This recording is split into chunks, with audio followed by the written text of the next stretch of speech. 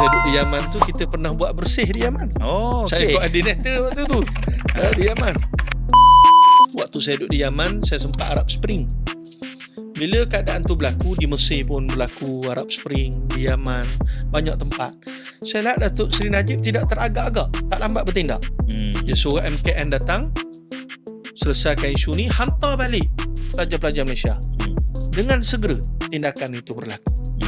Dan pelajar Malaysia dapat pulang. Dihantar pulang. Dan kali kedua Ops Balkis, saya ingat di Yaman juga berlaku. Sekali lagi, tak silap saya tahun 2014 gitulah, Datuk Seri Najib hantar lagi sekali MKN, hantar pulang pelajar Malaysia. Walaupun dalam waktu itu, waktu saya duduk di Yaman tu, kita pernah buat bersih di Yaman. Oh, Saya koordinator waktu tu di Yaman. Kalau kat Saudi habis Ustaz. Habis. Kalau kat Saudi habis. Kat Yaman kita kena buat. deport terus. Jadi yang jadi wakil rakyat DAP tu pun tak duduk lagi dalam DAP sekarang. Waktu kita jadi koordinator bersih, entah mana dia duduk. Yelah. Entah jadi tukang Masuk kat Australia, kat mana kat mana-mana.